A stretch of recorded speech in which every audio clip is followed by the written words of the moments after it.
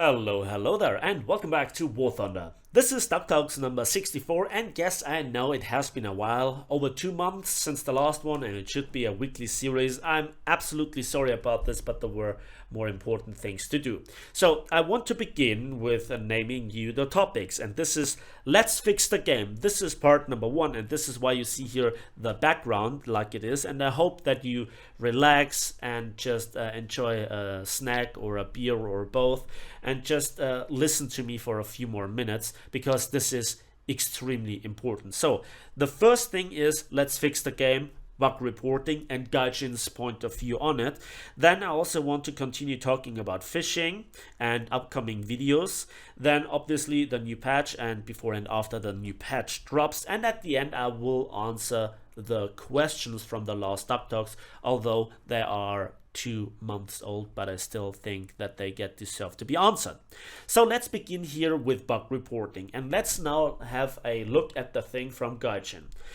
Gaijin makes War Thunder. War Thunder is an amazingly huge project of theirs. They have in the game 7 nations, 7 ranks, battle rating ranging from 1.0 to 10.0, with ships, tanks, planes, and helicopters, and overall we have over 1,300 vehicles in the game. So you can be forgiven to think that that is quite a huge amount, and it really is. And I think that it is understandable that they do not know at any given time and point what's going on, and this is where the community comes in to help, and this is where bug reporting is important. But the bug reporting needs to be done properly, and it's not all that complicated. I will do a separate video on this topic, and I will link this here in the video description down below, and then you can watch all those videos. They are not that long. For example, on the client logs, more on them in a moment. It's just 1 minute 18 seconds long. I think that's acceptable, right? It's surely not as long as the dev blog, or as long as my Duck Talks. So this is very important, and then you just make a new bug report if you have come across an issue. Let's say you have noted something in a game and you have the replay, right? So you go to the replays, you rename the file, so you press here and then rename, and then you rename it for yourself, right?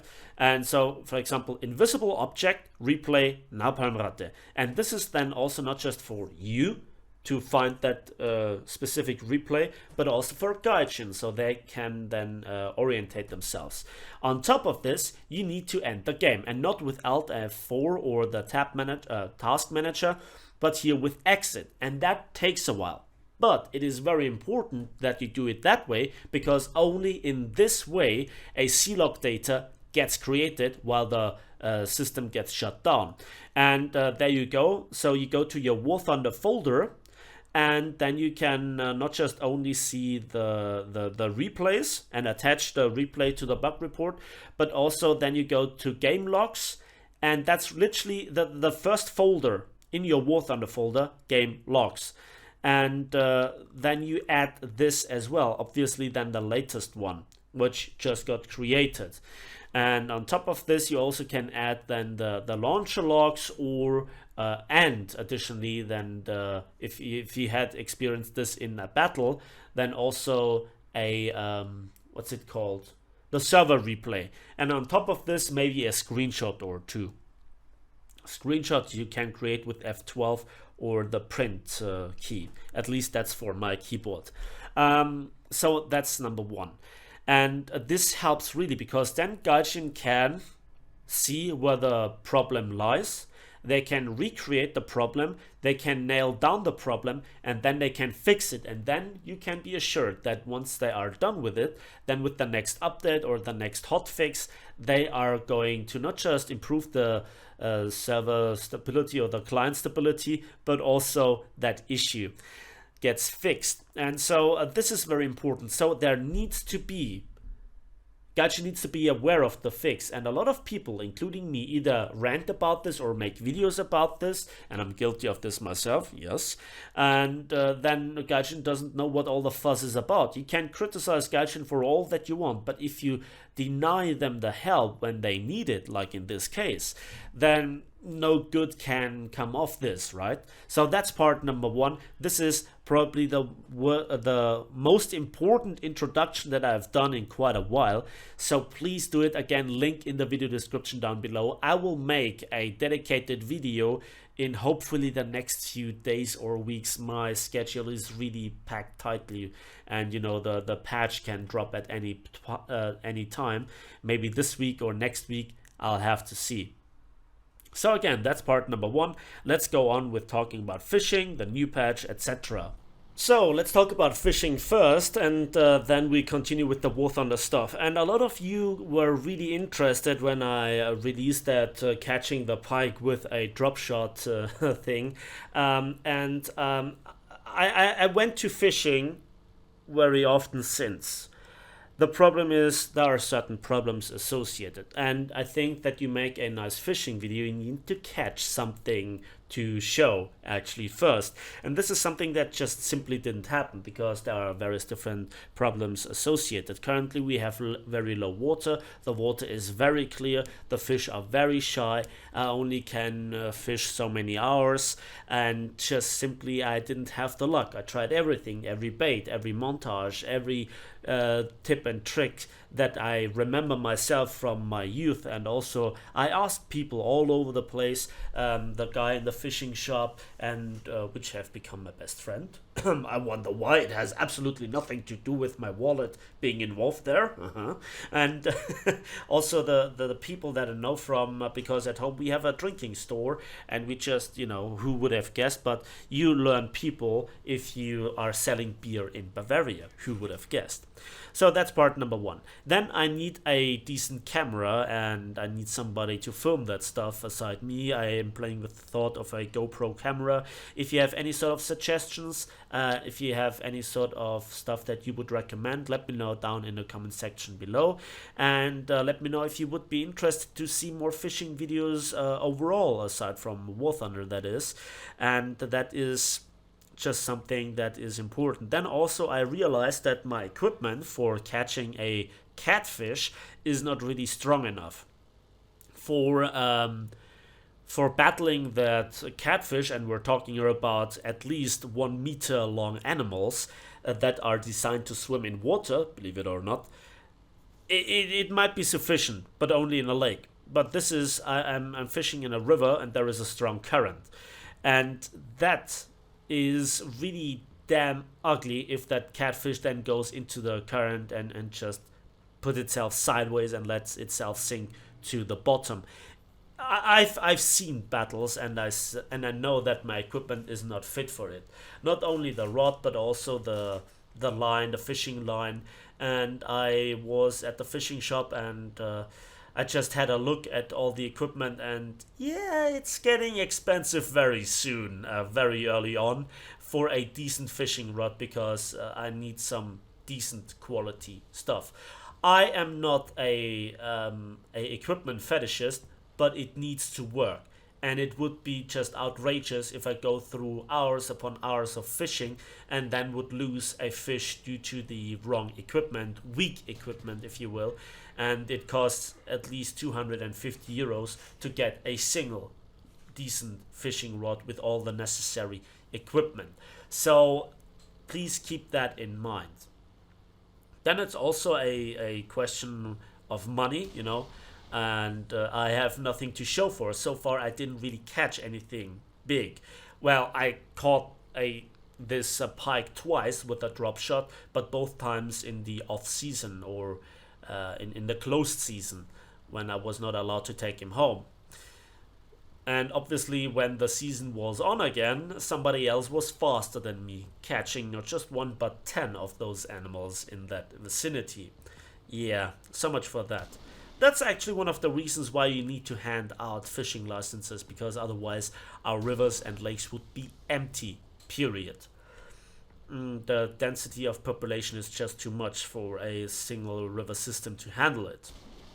So I have the problem with money, I have the problem with equipment, I have the problem with time, and then there is also another invasive fish species in our river system.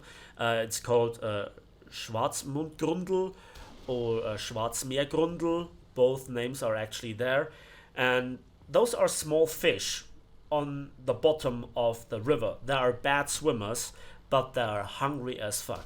Just imagine the bait being a big worm and imagine it being your wallet. This fish is gaijin. After just a few moments, there is nothing left of your wallet, if you know what I mean. It's amazing how those little fish of 6 to maximum 12 centimeters can can absolutely wreck your bait.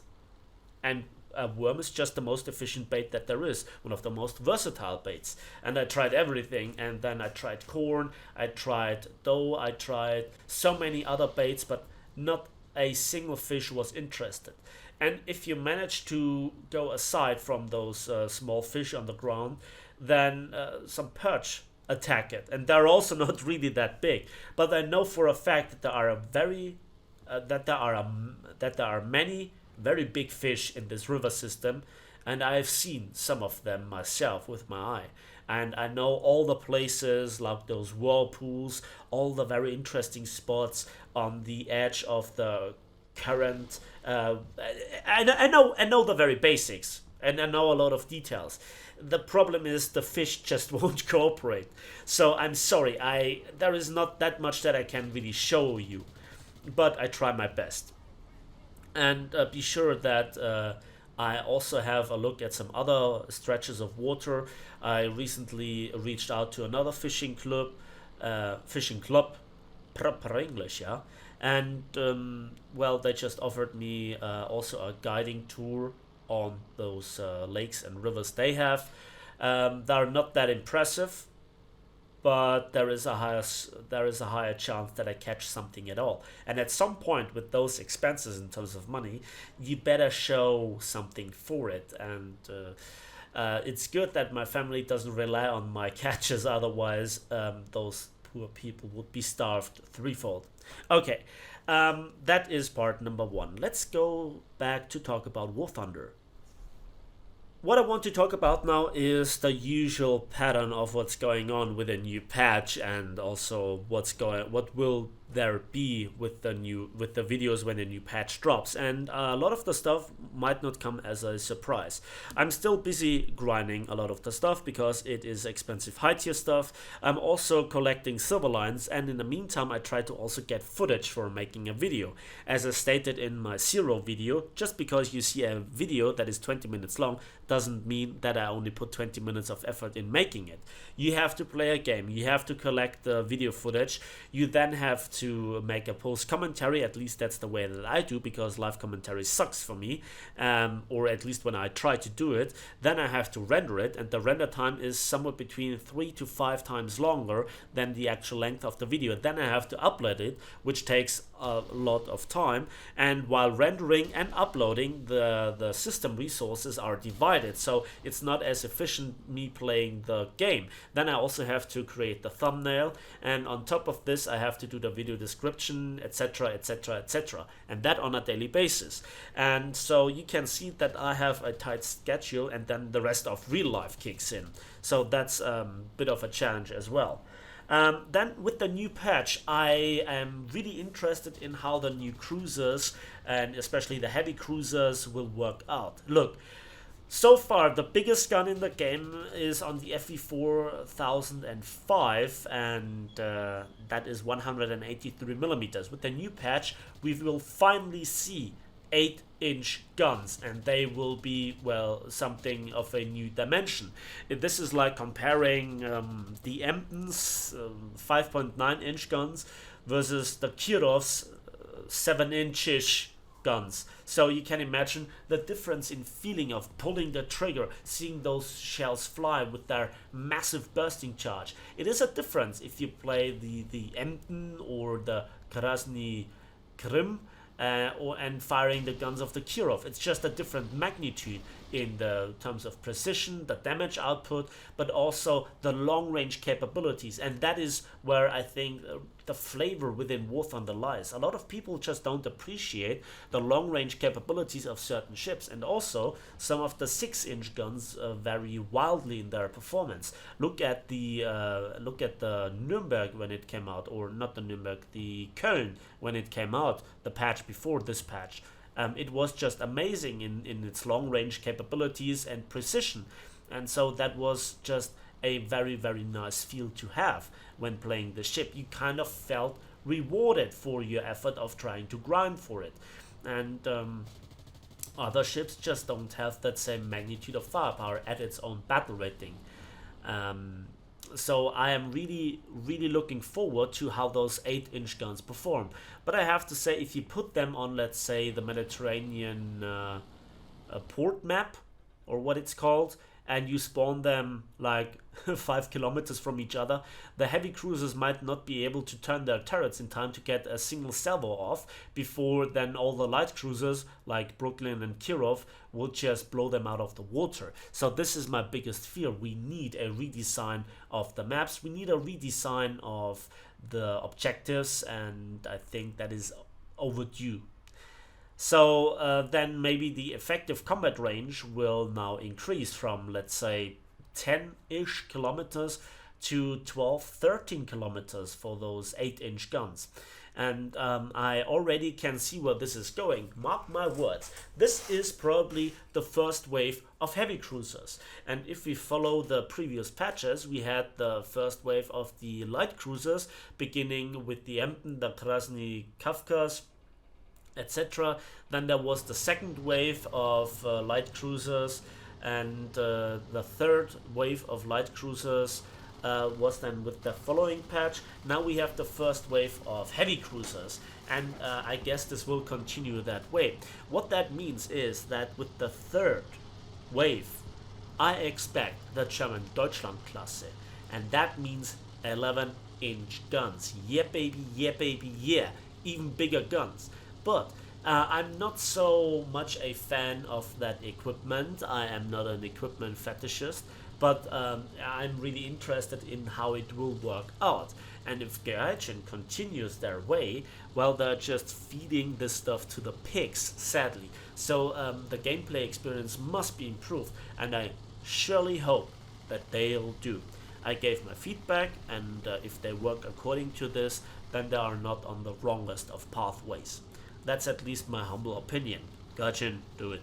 Okay, so much for that. So then, yeah, I'm sorry, but I couldn't really stay more than like 5 minutes on the dev server. As I said, I was working for already 17 hours, so I was just physically not capable of doing a dev server preview. I hope for another iteration, because the very first look was very crude, where there were not even the pictures on the stat cards. You know, that's always an indication that a lot of stuff gets still worked on, and I know it's a huge project, as I stated in the very beginning.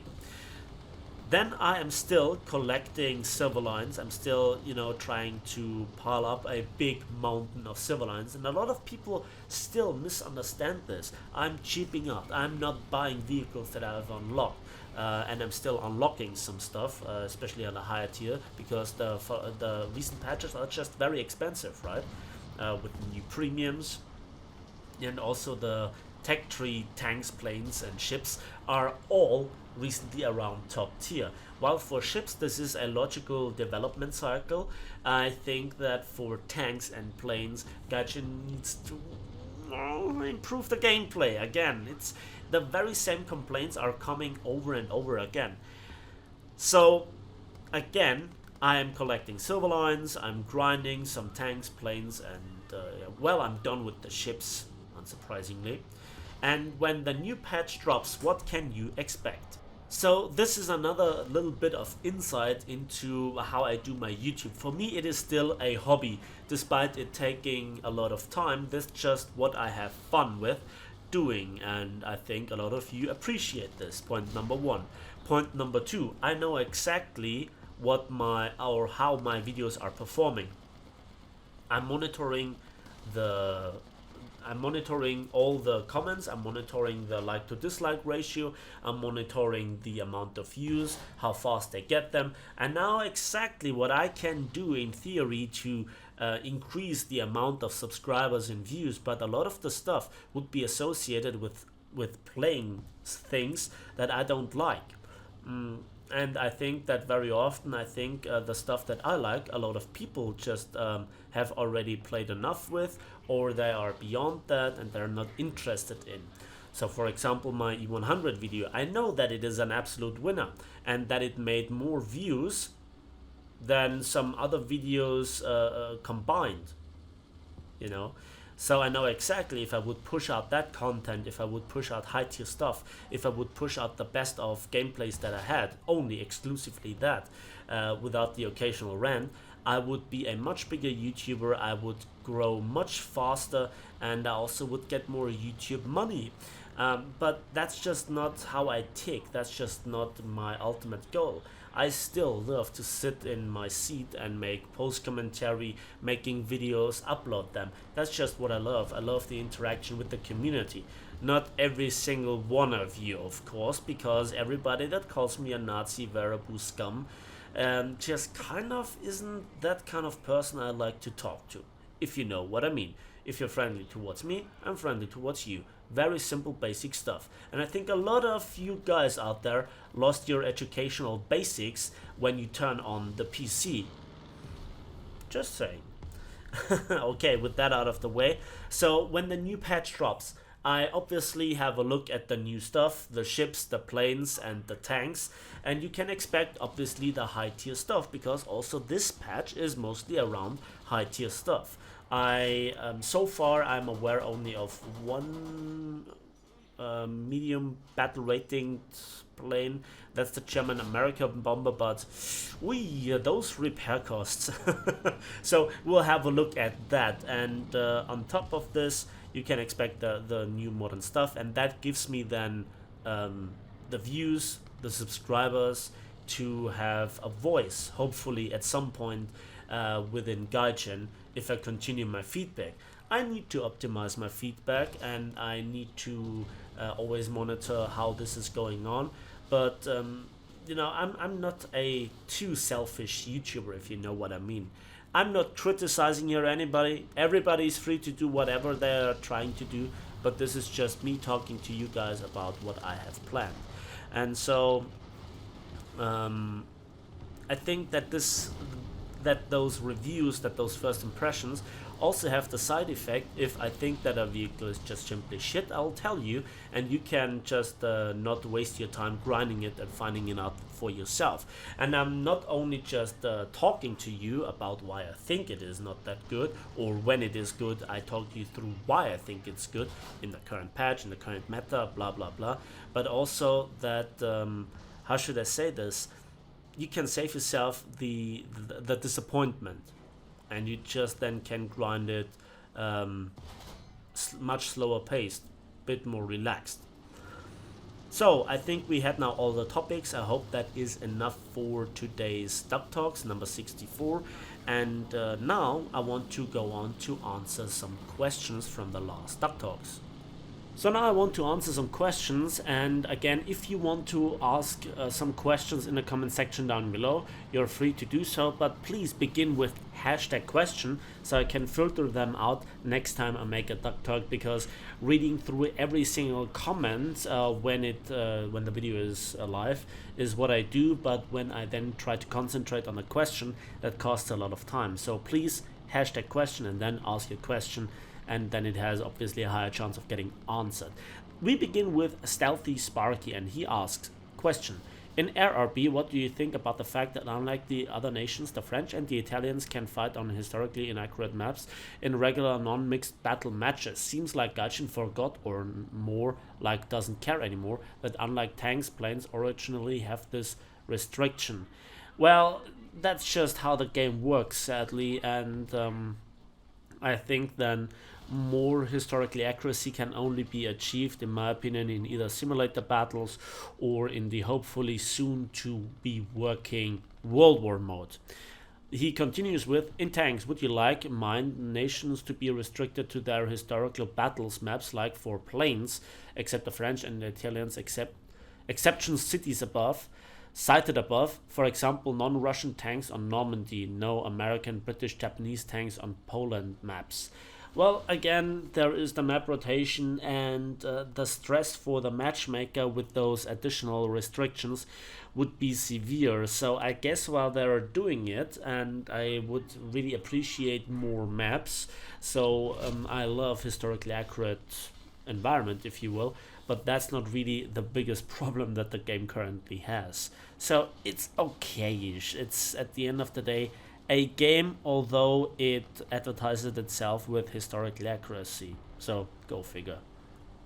The Senate asks a very important question that actually goes back to the very beginning of this video. Hey Napalm, do you think Gaijin will ever bring back the old aircraft assist system? Because I feel like I hardly get any assists nowadays in RRB. Also, sometimes I get hit and go down, but the game says I crashed and I get a crew log. Yes, I'm aware of this happening in the past. Recently, this was not an issue in my experience, but I only think that I got lucky. So this is again one of those cases. If you can really report this, it would really help. And I think that this is really, really great. So if you have the replay, if you shut down the game and then get the C-log data, and you make a very very detailed description, and you might be able to clip that and then upload the video and give the link in the bug report as well, then Gaijin knows what's going on. So I agree, it's annoying, but I hope that it gets fixed soon if it isn't fixed already. Tabane asks, #question, Napalm, what do you think of the RRB map Boulogne-sur-Mer? I kinda imagine what you think though. Can you point this out in a video of yours? This nonsense has to stop. No airfield somewhere in the middle to land and taking every time over 20 minutes to complete a match. Well, first of all, that map is more or less historically accurate. Point number one. Point number two, the complete lack of any sort of meaningful ground targets and diverse stuff makes this map really boring, and I agree. And I bail out from this map. I'd rather accept the crew log and play something else in the meantime. So Boulogne-sur-Mer is a more or less historically accurate map according to the size, but the execution of it, the lack of any sort of meaningful ships, and the objectives being not really well done either, makes this map just pretty bad in my opinion. I absolutely know where it's coming from, so it's a terrible map design. Then Random War Thunder asks, Napalm, do you have any suggestion of dealing with the R2Y2s? And he goes on to say that his stock MiG-9L has a lot of problems. Now, a stock jet in general is pretty shit. That's just how it is. The R2Y2 itself is not a good plane. Listen, the plane is not good, but the initial advantage given to it, where it can just build up a lot of speed in a slight dive and can just go head on with those 430mm, is just very often very decisive. So what you need to do is to play in your team. You then need to gain some altitude, maybe with a little bit of side climbing, and once the plane is at your energy level, you can actually deal with it. You then can outrun it, you then can out energy it, you can then deal with it. The R2Y2's bomber spawn is still one of those things that is absolutely brain dead, and again it comes back to the criticism if Gaijin would regularly play at this battle rating, or people associated with Gaijin, then this should be reported. And I think this is then another thing of a worthy of a report for improving the gameplay, suggestion, etc. So that's the only thing. You need to make as many evasive actions as you can. You need to stick with your team and team play. The RUY2 is at a very, very decisive initial advantage. Once it bleeds that off, it is actually not that easy, not that difficult to deal with it, but to survive as long, that's the tricky thing. Next question comes from student Hodak, and he says, I know you are not exactly allowed to tell, but does YouTube represent any source of income for you? Give some details, please. Also, I am curious, what is your daily job? So first of all, I am not giving away what I'm doing on a daily basis, but be assured that, yeah, I need to do a proper job at this. Point number one.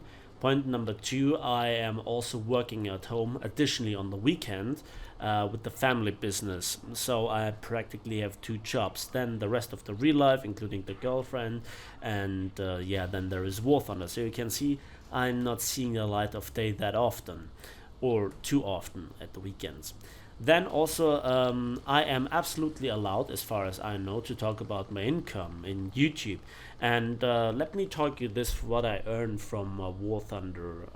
I don't get anything from Gaijin. Point number one. I don't get anything from Patreon because I don't have Patreon.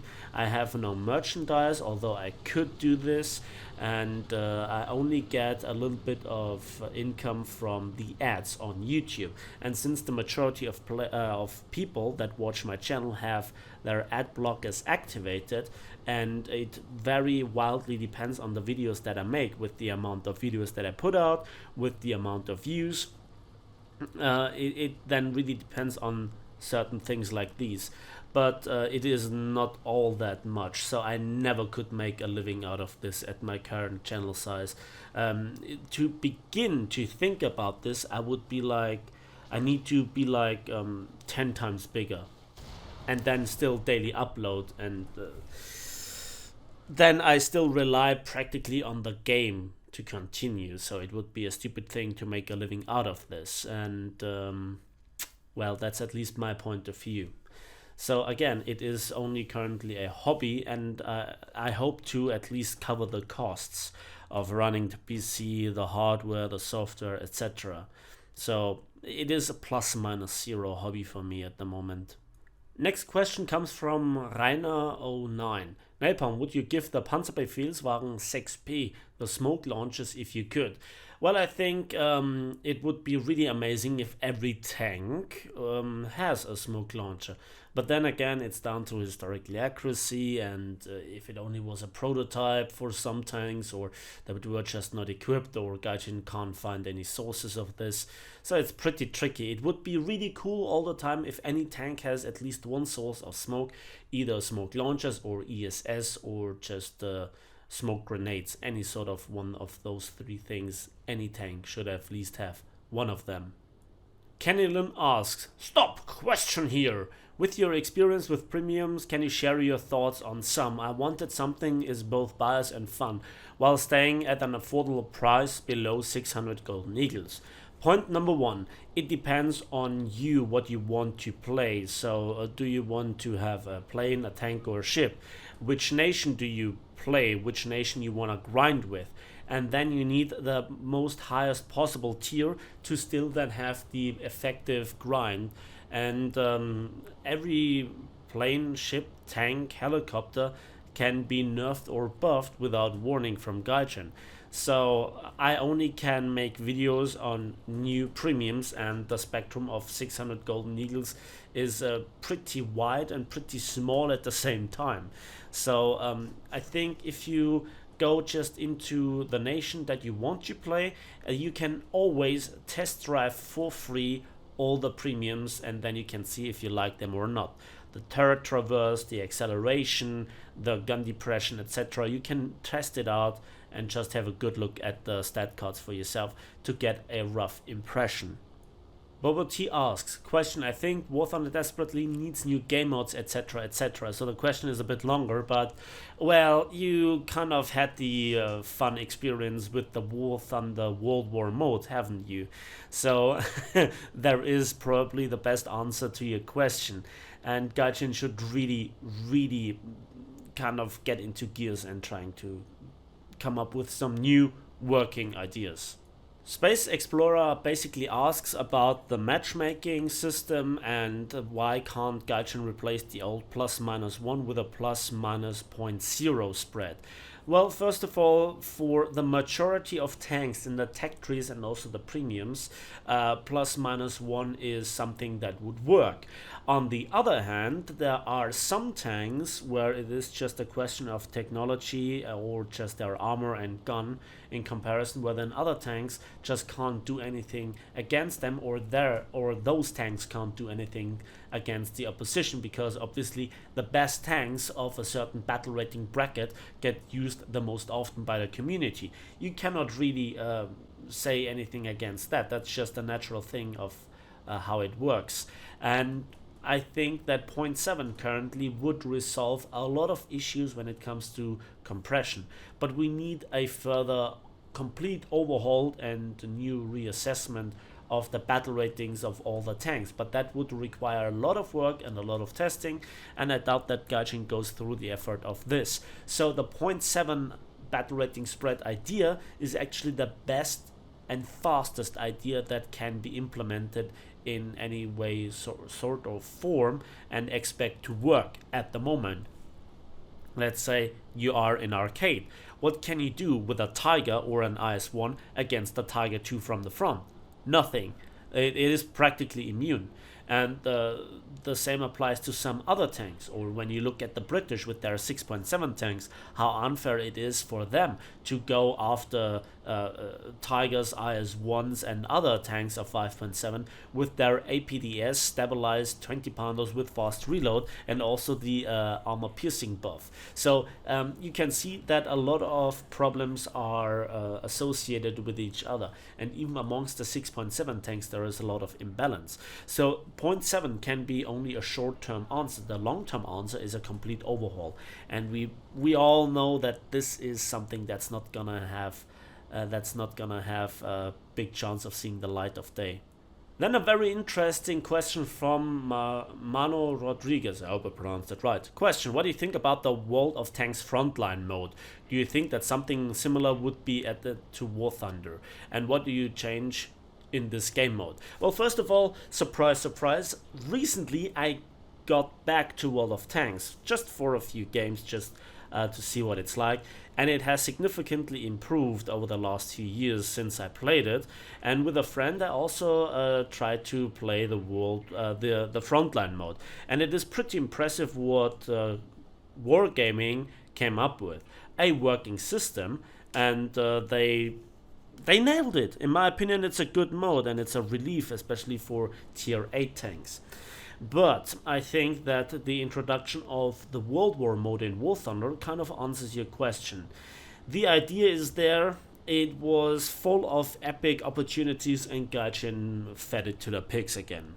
Then, do you think that bigger maps would solve or at least significantly change the current gameplay state of War Thunder? Well, first of all, it is not so much about the size of the maps, but the size in conjunction with the objective layout, the spawn point layout, and overall how the hills and objectives and obstacles are arranged. So a bigger map is not automatically the solution for every problem. What we need is a longer combat distances, because just to go around the corner and just shoot each other faces can be only fun for so many hours a day. So I think I could answer the question somewhat in this respect. Then Deadman again raises a very interesting thing. Hey Napalm, nice to hear from you again. One question I have is, do you think that Gaijin and or forum moderators are just not doing their jobs the right way? Like the bug reports that are left to rot for years and absolutely nothing happens to them. Well, this is again referring to the very beginning of this video. Very often those bug reports are not done properly. There is no evidence added to those bug reports, and they're just done like, hey, there is a problem, fix it. And that's just something that you cannot work with, you know. And this is what I tried to address in the very beginning. Do a proper bug report and just add all the data that I said. The replay, the server replay, the C-log data, maybe even a short clip of it, maybe some screenshots if it helps, a in-depth description of what's going on, and that will help to resolve those issues. Very often a lot of the bug reports are just not done properly, and so this is now the perfect example where the community and Gaijin just don't come together. Jaromir Pavlat says, could you do the fishing videos, if you plan to do some more, on a secondary account so people that are there primarily only for War Thunder don't always think, hey, nice, a new video, just to be disappointed with a fishing video. Also, you could call that account Napalm Fish, which would be hilarious. So first of all, I don't really plan to shower you with fishing videos in the first place, and I will do them on this channel. To create a new channel only for that would be not really efficient, and with the title and also with the video description and with the thumbnail, I'm pretty sure that I would be really clear what I'm presenting to you, and I think nobody then would be really angry after realizing, ignoring all this stuff. 5 seconds later, okay, it's a fishing video, and then everybody can decide to stop this. And I don't know why people are so angry about then somebody showing something different at times. That's just hilarious by itself. Yeah, like Napalm Fish, come on. So I think that you can endure 1 or 2 fishing videos per month, something like this. So the answer is no. Zitzo246 says, Napalm, do you think they should add the Packwagen now, which currently is listed as a premium after they buffed allied guns and nerfed the German ones? I think the Germans are very light on German scouting vehicles. So basically, I always thought that it would be really nice if they would have added the Packwagen as a regular Tech Tree tank, and I think that it never will change this because it currently sells on the marketplace for some good money, and Gaijin gets a nice cut out of that. Point number 1. Point number 2, I still agree fully that Germany doesn't have all that many scouts if you compare this to some other nations, and a scout can be really, really important, not just with the scout mechanic, but also in capturing points and just switching positions on the map, annoying enemy heavy tanks, distract the enemy teams, making the important kills on the flank, winning the flanking battle, etc. And Germany just simply doesn't have those opportunities, while still they have to try to defend their flanks from the allied scouts, which are very, very efficient, and that ranges from dedicated scouts, real light tanks, up to even such vehicles as the Hellcat. Nat Cliff asks, would you consider redoing your tank reviews on the Type 61 and maybe STA1? There have been many changes since you made the reviews for these vehicles. I absolutely agree that those vehicles have seen a lot of changes with their environment, their own battle rating, and their performance, so a review update would be necessary. On the other hand, as I said in the beginning, there are 1,300 vehicles in the game, and the next patch is around the corner, so that they sadly don't have the highest priority. That's just how it is. Jack Devaney asks, can you pronounce the word squirrel? Obviously not. So I saw some more questions, but basically I either answered them directly with a comment, or I answered them with another very similar question being answered. I hope you enjoyed this video. Please give it a like if you did, subscribe if you want to see more. Remember, if you have a question, hashtag question in the comment section and I'll answer it next time. That's it for me today, and we'll see each other in the skies, on the waves and on the battlefields of War Thunder.